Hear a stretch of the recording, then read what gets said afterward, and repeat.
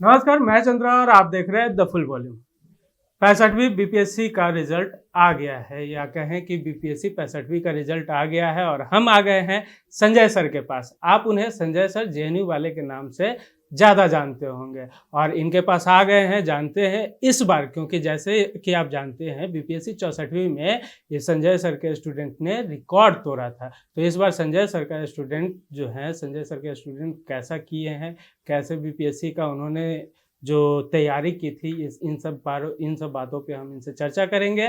नमस्कार सर, स्वागत है हमारे चैनल पे। Thank you. आपके जो भी श्रोतागण हैं उन सबको बहुत आभार। कि देखिए दोस्तों, अगर हम लोग बोलते हैं कोई सुनता है तभी हम लोग बोल सकते हैं। तो जैसा कि आपका सवाल था रिजल्ट को लेकर के, मैं तो नॉर्मली शाम को रिजल्ट आता है। तो आज दोपहर में रिजल्ट का पता चला, हम लोग को संभावना था कि शाम को आएगा, पर बीच में जब गैप मिला है और कुछ लोगों के सहयोग से हम लोग रिजल्ट को देखा और प्रसन्नता हुई। और पहले से भी आश्वस्त था, क्योंकि जैसा कि आप जानते होंगे हम लोग 56 से 59वीं से पटना में काम कर रहे हैं। इसके पहले हम लोग जब दिल्ली में थे तो वहाँ पे मैं आस्था के साथ जुड़ा हुआ था और काम करता था वहाँ पे। तो 56 से 59 से लेकर अभी तक हमारे यहाँ से हर साल अच्छे रिजल्ट थे। 64वीं में लगभग 250 से ऊपर रिजल्ट थे। अभी तक लगभग 104-5 लोग का आया है, जो हम लोग जो नाम जोड़ पाए, जो आपने यहाँ पे वही ग्रीन कलर का किया गया है, जैसे 15वीं रैंक इधर फिर वो आसान के शुरू में आया, जो कि विभिन्न स्तरों पे कोई जुड़ा। कुछ लोग प्रीलिम से थे, कुछ मेन से थे, कुछ लोग इंटरव्यू से भी जुड़े हैं। ये मैं कंबाइंडली बोल रहा हूँ, लगभग 104-5 के आसपास में है, पर मुझे आशा है कि लगभग 150 के आसपास तक हम लोग जा सकते हैं जी। तो यही है रिजल्ट, और तो कुछ और चेक करेंगे तो बता पाएंगे जी। सर, तो आपके जो स्टूडेंट पास हुए हैं वो उनके लिए आप क्या संदेश देना चाहेंगे? देखिए चंद्रा जी, मैं तो ये मानता हूँ कि एज अ स्टूडेंट मैं भी कभी स्टूडेंट ही था। 2005 तक मैं भी फुल फ्लेज स्टूडेंट ही था। 5 के बाद से 6 से इस लाइन में मेरा 15वां साल है। और मैं हमेशा 3 बातें बोलता हूँ कि जो भी तैयारी करने वाले हैं वो अपने आत्मविश्वास को हमेशा बनाए रखें। मैं एक उदाहरण लेना चाहूँगा। जब मुझे आज पहला रिजल्ट पता चला, उसमें मेरे पीटी की क्लास चल रही थी और एक पूजा कुमारी है। पूजा कुमारी अभी एक्साइज में मतलब पूर्णिया में पोस्टेड है। पूजा कुमारी 60 से 62वीं में, आप सबको याद होगा, दो लोग सामने बैठे हुए हैं। हम लोग का एक फिल्ट्रेशन प्रोग्राम होता है 60 से 62।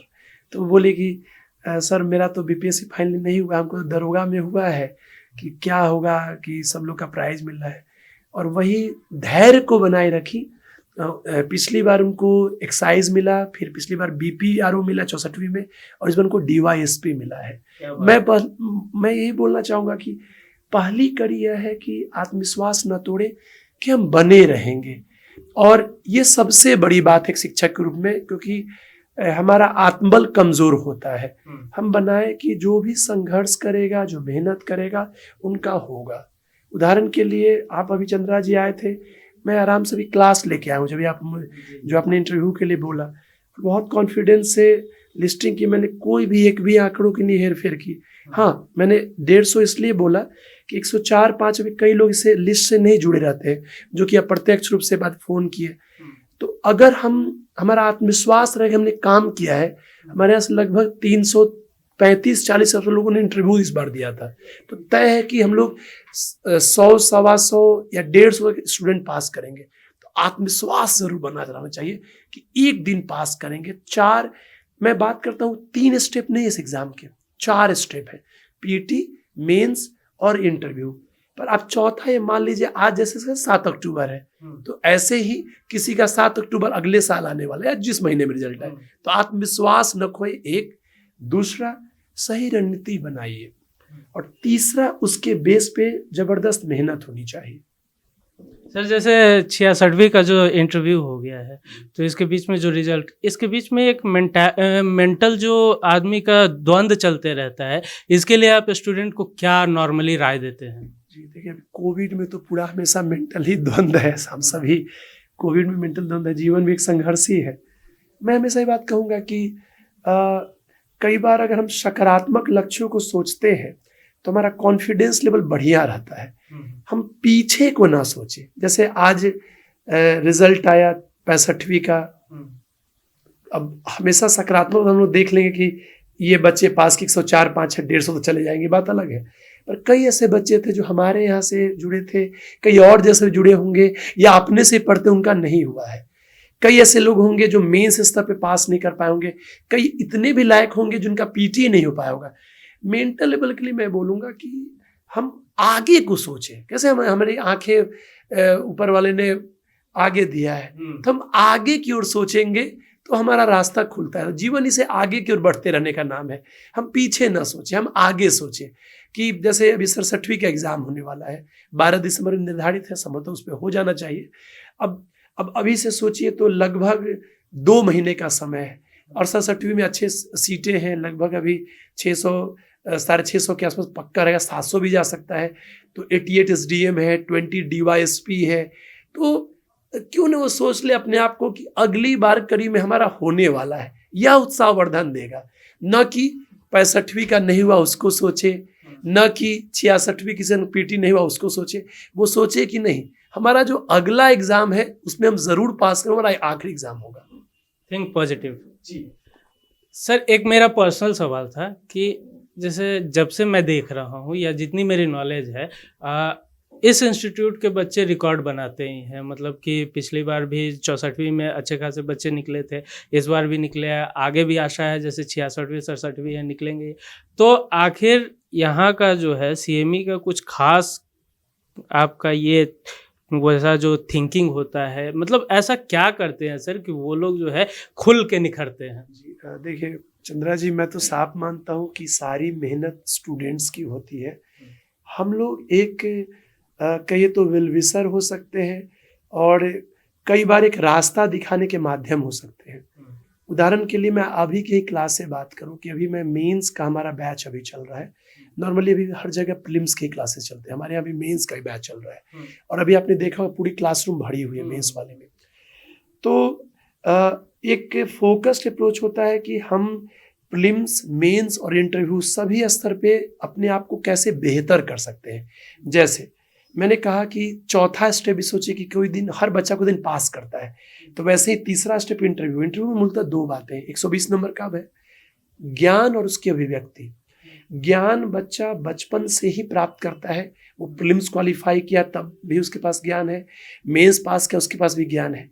अब उस ज्ञान में कौन कौन ज्ञान की आवश्यकता है वो जरूरत है, एक। नंबर 2, उसकी अच्छी अभिव्यक्ति कैसे हो सकता है। हम लोग इंटरव्यू में ये काम करते हैं कि अपने स्तर पे जो संभव, जो BPSC का जो करिकुलम है जिसमें कि देखते हैं कि वो 3 या 4 लोग जो बैठाते हैं कि उसमें एक रिटायर्ड ऑफिसर रहेंगे, एक प्रोफेसर रहेंगे, तो उसी प्रकार का हम लोग का बोर्ड का निर्माण होता है, 1। नंबर 2, उनको जिन सवालों को वहाँ पे पूछा जा सकता है या उसकी प्रवृत्ति होती है उसका भी अपग्रेडिंग करवाते हैं। जैसे अगर मैं भी हूँ तो मैं भी दिल्ली यूनिवर्सिटी में रामजस में था, 3 साल मैंने फर्स्ट रैंक लाया था अपने कॉलेज में। फिर मैं भी JNU एंट्रेंस क्लियर किया, 2 विषय मैंने पास किया। UPSC के 3rd स्टेप पर गया, स्टेट पीसीज मैंने 1-2 बार इंटरव्यू दिए, कई बार मेंस में फेल किया। तो अब जो फेल किया उससे भी सीखा, जो इंटरव्यू में कुछ में 1-8 बार अच्छे नंबर है उससे भी सीखा। आखिर में मैंने भी 17 में जब मैं पापा जी का मैं ध्यान में पटना आया तो मैंने 18 में खुद BPSC का प्रोफेसर का इंटरव्यू दिया था और मुझे 15 में 11 नंबर मिले थे। तो अब करते हैं कि इंटरव्यू में जो चीज़ें ज़रूरत है उसको डालना। मेंस में लेखन अभ्यास पर जोर देना बहुत ज़रूरी होता है। जैसे मैं मेंस को मानता हूँ कि मेंस को हम 3 खंडों में बांट के रखें। एक तरफ जहाँ हिस्ट्री पॉलिटी जैसे विषय हैं जहाँ पे आप टारगेट करके उसको बड़ा क्वालिटेटिव लिखें चंद्रा जी। दूसरा है DI, उसमें रेगुलर प्रैक्टिस करें। तीसरा है आपका करेंट ओरिएंटेड, चाहे वो पेपर 1 का IR सेक्शन हो या पेपर 2 में इकोनॉमी या साइंस टेक करेंट हो। और चौथा एक और आजकल नया पार्ट उभर रहा है जो बिहार स्पेसिफिक हो। तो हम लोग का जैसे अभी मैं इधर इंटरव्यू दे रहा हूँ, एक चयनित व्यक्ति है वो अभी अंदर में क्लास ले रहे हैं, ठीक है, तो वो बिहार स्पेशल पढ़ा रहे हैं। ऐसे DI में SK सेठ सर हैं जो दिल्ली के बहुत रिनाउंड है, वो DI की क्लास लेते हैं और फिर कुछ लोग उसका प्रैक्टिस करवाते हैं। साइंस टेक और इकोनॉमी में उपेंद्र अनमोल सर हैं, वो क्लास करवाते हैं। पॉलिटी में कुछ पार्ट मंजेश जी लेते हैं, कई पार्ट मैं लेता हूँ और हिस्ट्री मैं लेता हूँ। कल से जेएनयू के एक प्रोफेसर आ रहे हैं, वो कल आईआर पे 2 दिनों का स्पेशल क्लास लेंगे। मेरी बात आप समझेंगे, अगर हम क्वालिटी देंगे कंटेंट के लेवल पे, उनका लेखन अभ्यास को सुधार करेंगे तो मेंस जरूर अच्छे नंबर का, मेंस मैटर करता है, क्योंकि इंटरव्यू सिर्फ 120 नंबर का है। बहुत बच्चे मेंस के नोट्स से हम लोग को जाने तो वो जुड़ गए, कोई इंटरव्यू के मॉक में वो इसलिए आया कि नहीं अच्छा लगा, और आप खुद देखिए वहाँ पे वो फाइल होगा देखिएगा 340-45 बच्चों का इंटरव्यू का है। तो अभी जो छटाई हुआ था उससे करीब 104-5 अभी निकला, जो सारा इसमें जो हरा किया हुआ था। तो ये इतने सारे जो बच्चे का है, तो ये फेथ पे जुड़ते हैं। ऐसा नहीं कोई चंद्रा जी, कोई फर्जी, ये सारे हैं सब फेथ पे। और इसी में से मैंने कुछ, आप अभी जब 5 मिनट पहले ये निकाला गया जो शुरुआत के टॉप रैंक, जैसे 15वीं रैंक, 33वीं, 17वीं, ऐसे करके। तो मेंस में अगर हर पार्ट पे कंटेंट को बेहतर करेंगे, पढ़ाएंगे, अच्छे टीचर का भी होगा। देखिए पटना में क्या लैक कर रहा था, पहले मैं नया टोला में था, उसके से यहाँ आया 60 से 62वीं में, जब वहाँ तक 56 में सुनील पांडे जी पास किए थे, मेरे स्टूडेंट थे। उसके बाद से 60 से 62वीं में कई लोग थे जो पास किए, निशान थे, प्रवीण जी जो एटोरिया भी चैनल चलाते हैं, उन लोग पास किए, हमारे पढ़ते थे नया टोला में। उसके बाद से कई सारे लोग 63वीं में पास किए, कृष्ण कुमार जी थे DYSP में। उसके बाद 64वीं में काफ़ी अच्छा रहा। अभी आपने देखा होगा ऐड, नसीन जी बोले कि सर मिलने होगा, तो कल उनका प्रोग्राम है। तो हम लोग का ये रहता है कि एक प्रकार का मेंस में हर जगह बेहतर है। अभी भी कुछ कमियां हैं, नहीं एब्सोल्यूट हो गए हैं, पर दिल्ली वाली चीज़ों को रखने का प्रयास। मैंने जो दिल्ली में बहुत दिन पढ़ाया है, मैं 2006 से 16 तक वहीं पर था। मैंने दृष्टि में, GS वर्ल्ड में, कई जगह पढ़ाया है। आस्था में भी मैंने BPSC के बैचेस लिए थे। मेरा अपना खुद रेनेसा नाम से कोचिंग था, DU में पढ़ा, JNU से पढ़ा। तो मेंस में ज़रूरत है कि हर पार्ट को कैसे बेहतर कर सकते हैं। और एक प्रीलिम्स भी बड़ा हर्डल है चंद्रा जी, इसको ध्यान देना होगा। जैसे अभी देखिए 650 के आसपास हमारी सीट आएगा फाइनली, तो आपको 8000 के आसपास रिजल्ट आएंगे। अब PT भी चैलेंजिंग है। पिछली बार देखिए 108 चला गया, ठीक है, पेपर चोरी हुआ, क्या हुआ, ये बात अलग है, पर ये इससे कोई बहुत मतलब हो नहीं पाता है। बच्चों को उसमें आपको अच्छा करना है। तो अब प्रीलिम्स में भी क्या ज़रूरत है कि जैसे मैंने कहा, इंटरव्यू विश्वास का खेल है, mains writing practice to the point, content के बेस पे, समझ के बेस पे। वैसे PT जो है, PT पे बड़ा स्मार्ट वर्क चाहिए। और मैं ये बात इसलिए बोल रहा हूँ कि आपका देखिए, अन्यथा मत लीजिएगा, सोशल मीडिया के दौर में इजिली बहुत प्रकार के लोग इजिली ज्ञान दे देते हैं। मैं बड़ा रफ भी बोलता हूँ, मैं भूकल बोलने के लिए नाम ही, मुझे कोई असर नहीं पड़ता है कि कौन क्या कमेंट करता है। और मेरा मेंस बहुत बार नहीं हुआ, पर प्रीलिम्स का यह था कि वो आंकड़े बहुत ज़्यादा बार में होते थे। JNU में भी आप पूछिएगा कि मैंने हमेशा नॉर्मली प्रीलिम क्रैक किया। हाँ, 1-2 बार UPPCS का मेरा नहीं निकला था, पर बहुत बार निकले। तो मैंने प्रीलिम्स का क्या रणनीति था कि प्रीलिम्स एक प्रकार का माइंड गेम है। 2 घंटे का एग्जाम है, 120 मिनट है, 150 क्वेश्चन। बिहार में निगेटिव नहीं है, तो निगेटिव नहीं है तो 3 तरह के प्रश्न होंगे, आता, कंफ्यूजन और नहीं आता। जो नहीं आता है लोग उसको भी सही करेंगे। अच्छा, ये बात ध्यान दीजिएगा। अब कहिए E ऑप्शन है सर, E ऑप्शन में दिक्कत उनको होती है जब उनको ABCD क्लियर नहीं हो पाता है। जैसे ही आपको कंफ्यूजन होगा आप E पर जाएंगे, फिर वहां फंस जाएंगे। प्रयास करिए कि ऑप्शन आप A से D में निकाल लें, नहीं निकले तब हमको E में चंद्रा जी जाना है। तो PT के लिए क्या है रणनीति कि 3 पार्ट में बांटिए, कौन बन सकता है, कौन कंफ्यूजन है और कौन नहीं बनता है। ध्यान दीजिएगा, लगभग 110 से 120-25 सवाल बनने वाले होते हैं, 15-20 सवाल कंफ्यूजिंग होते हैं और 15-20 सवाल नहीं बनने वाले होते हैं। ज़रूरत है कि बनने वालों को सटीक तरीके से पढ़ा जाए। मैं आपके माध्यम से कहूँगा ये नहीं कि जिसको जो पढ़ना पढ़े। जैसे 150 प्रश्नों में देखिए तो इतिहास, विज्ञान, बिहार विशेष और करंट, ये 4 कोई करे तो 100 से 110 हो सकता है। अब इसमें भी ज़रूरत है कि वो क्या सटीक से, मतलब 2 महीने बचे हुए हैं। हिस्ट्री है तो कोई उसके पास ऐसा नोट्स रहे जो लास्ट ईयर पेपर को, पैटर्न को फॉलो करता हो। उसके बाद से साइंस में भी वही कंडीशन, बिहार विशेष में भी और करंट में भी। करंट में न्यूज़पेपर रेगुलर पढ़े तो बेस्ट है, नहीं तो प्रतियोगिता दर्पण बड़ा अच्छा है, या कोई सटीक नोट्स पढ़े। बिहार स्पेशल में भी देखिए कि बजट सर्वे पूछा जा रहा है, आंकड़े पूछ रहे हैं, तो अपडेटेड मटेरियल पढ़े। और सटीक हो, जो प्रश्न पत्रों की प्रवृत्ति को कवर कर। मैं अगर बिहार की बात करें तो बिहार में आप पाइएगा कि बिहार में 8-10 क्वेश्चन करंट का रहता है, और हिस्ट्री का जो मॉडर्न बिहार का सेक्शन है, जो कि मेंस का सिलेबस, उससे क्वेश्चन पूछ देता है दोस्तों, और बड़ा घुस के पूछ रहा है। कुछ क्वेश्चन ज्योग्राफी का भी है और कुछ क्वेश्चन आपका इकोनॉमी का भी पूछ रहे हैं। तो बिहार को बेहतर तैयार करें, करंट को तैयार करें, साइंस में भी प्रयास करें, और 30 क्वेश्चन आ रहा है तो 25-26 तक जाया जाए, और हिस्ट्री को, तो ये 4 को बहुत बेहतर से।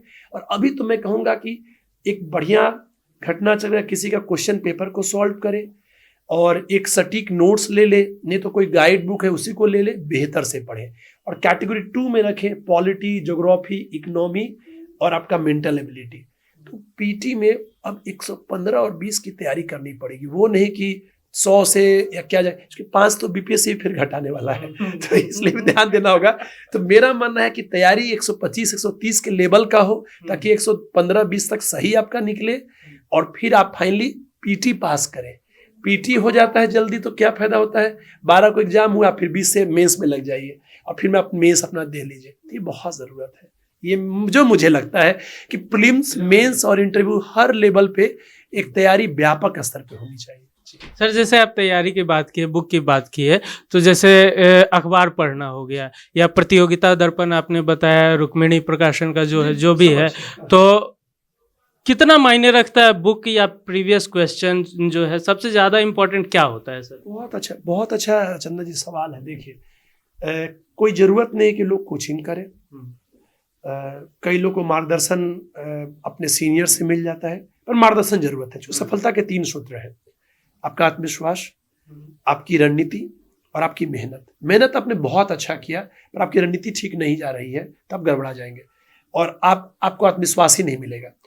तो जो सबसे इम्पोर्टेंट प्रोफेशनल प्रीलिम्स की बात करें तो मुझे लगता है कि एक क्वेश्चन बैंक का बड़ा भूमिका है, और मैं प्रेफर करूंगा घटना चक्र का भी आता है, बढ़िया है, उसमें भी खासकर 4 वॉल्यूम, हिस्ट्री, पॉलिटी, ज्योग्राफी और साइंस, जो उसमें कोई बदलाव नहीं होता है। इकोनॉमिक्स की बहुत ज़रूरत नहीं है, करंट उसका लेने की बहुत जरूरत नहीं है, स्टेज की जरूरत नहीं है, इन्वायरमेंट भी जरूरत नहीं है। 4 घटना चक्र कोई बढ़िया से रख ले, हिस्ट्री, पॉलिटी, ज्योग्राफी, साइंस। प्रतियोगिता दर्पण बहुत मानक अभी भी है, मंथली का हो जाए, उसको कंपाइल कर ले, तो एक 4 घटना चक्र, एक प्रतियोगिता दर्पण का करंट, बिहार स्पेशल किसी का भी ले ले, और एक आपका बस एक कोई भी गाइड बुक या नोट्स। तो घटना चक्र का सीरीज 4, एक लूसेंट जैसा गाइड, प्रतियोगिता दर्पण, ये सब रामबाण के रूप में सिद्ध हो सकते हैं। ऐसे हम लोग भी सीएवी की ओर से निकालते हैं, करंट में मेहनत कर रहे हैं, वो नवंबर फर्स्ट वीक में आएगा। बिहार स्पेशल भी हम लोग का आएगा, वो भी देख सकते हैं। पर जो और है वो सब भी अच्छे, मैंने क्योंकि हमारा ही अच्छा है, पर हाँ, जो कुछ भी मटेरियल पढ़ा जाए चंदा जी, उसमें ये ध्यान रहे कि वो सिलेबस के अनुसार हो, नेचर ऑफ क्वेश्चन को टैली करता हो, और स्टैंडर्ड मटेरियल बेस्ड हो। जैसे करंट ही है, बिहार का करंट इंटरनेशनल और नेशनल आता है। मैंने एक बार बाहर देखे, लगा हुआ है सारे एनालिसिस में कि 22 ऐसे टॉपिक है, उसी पे करंट पूछता है। क्यों नहीं उसी को तैयार कर ले, ताकि माइनर मिस्टेक नहीं हो। मुझे लगता है आज हमारी सर से जितनी बात हुई है वो आपको मार्गदर्शन के लिए काफ़ी होगा, लेकिन फिर भी अगर कोई सवाल बच जाता है तो कमेंट बॉक्स में कमेंट कर जरूर पूछें। उसके बाद हम दोबारा सर के पास आएंगे और आप ही का सवाल सर से हम अपने माध्यम से करेंगे, ताकि वो सवाल का जवाब आपके तरफ से आपके पास पहुंच जाए। सर, हमसे बात करने के लिए बहुत बहुत धन्यवाद। चलते चलते चाहेंगे सर कि अभी दुर्गा पूजा है सर, दशहरा का समय है, और ये पहले ही दिन इतनी बड़ी खुशखबरी मिल चुकी है सर, तो मैं चाहूँगा हमारे दर्शकों के लिए कोई अच्छा सा संदेश सर। देखिए, संदेश के तो पात्र सारे बच्चे हैं, चाहे वो राघवेंद्र सिंह हो, या संगीता हो, या पूजा हो, या सन्नी हो, या अमीना वाशी हो, और सलोनी हो, कई सारे बच्चे हैं। मैं बस ये बोलूँगा कि देखिए, जो सफलता की जो महक होती है, उस महक को पाने में बहुत लंबा संघर्ष करना पड़ता है। हम लोग भी, जैसे कई बार मैं जब आया और तो बहुत आराम से उन्होंने कमेंट कर दिया कि ये है वो है, पर हम सब भी जो निर्माण करते हैं तो उसमें बहुत मेहनत पड़ता है। चाहे वो आप इंटरव्यू लेते, आप एक मेहनत में, आप एक तो कैमरा वाले बैठे हुए हैं, आप ले रहे हैं, और हम भी क्लास से देखिए निकले, जो आपने जो मैसेज किया कि सर लेना है, मैं कहूँगा ना कि मैं अक्सर बोलता हूँ कि मेहनत जरूर रंग लाती है, और अगर आप करेंगे, चाहे एक शिक्षक के रूप में हो या छात्र के रूप में हो, व्यवसायीकरण का दौर है तो हर आदमी अपनी बात को बोलता है, उसको हक बनता है। ऑब्वियसली कुछ बातें हो सकती है कि बोलने में ज़्यादा ही बोल जाए, पर अगर सच्चाई है, यथार्थ है, तो सामने तक जाएगा। और एक चीज़ जान लीजिएगा कि अगर कोई सच्चाई से मेहनत करता है तो वो ज़रूर रंग लाएगा। और हमें एक जीवन का एक आदर्श भी बनाना चाहिए कि जैसे एक वो नहीं आप सुनते हैं कि पर्दा तो गिर गया पर तालियां बजती रही, तो वो जीवन जीना है तो उसके बड़ा मेहनत करना होगा। और मैं सभी का आग्रह करता हूँ कि अपने गुरुजनों से, अपने सीनियर से, मैं सारे तमाम शिक्षकों का भी अभिवादन करता हूँ। मैं मानता ही नहीं कि जिसकी भी जो सफलता होती है वो किसी संजय सिंह या किसी सीएमई के दिन नहीं है, बल्कि उसमें उनके सारे मित्र, उनके सारा समाज, और सबसे बड़ा उनके जो माता पिता होते हैं, उनके परिवार वाले, उनका तो सबसे बड़ा वैल्यू होता है। तो ये भावुकता बड़े पल होते हैं कि मेहनत करना चाहिए। मेहनत चंद्रा जी जो भी करेगा वो रंग लाएगा। आप भी कुछ सोचे होंगे तभी भेजा कि इंटरव्यू लेना है, और ये भी नहीं कि कोई मैंने अभी अचानक तैयार कर, आप देखे होंगे। तो बस मैं तो मानता हूँ कि दिल से मेहनत करें, ईमानदारी करें, और ईमानदार, हाँ सजगता तो जरूरी है, चूंकि आज मार्केट है, जैसे कि पता चलेगा कि कई बार काम कोई और करेगा, कोई उसको और भजा लेता है। जैसे मेरे ही बहुत सारे नोट्स हैं तो उसको कोई और यूट्यूब पढ़ा देता है, मेरा उसे कोई दिक्कत नहीं है, सबके प्रति खूब शुभकामनाएं रहती है।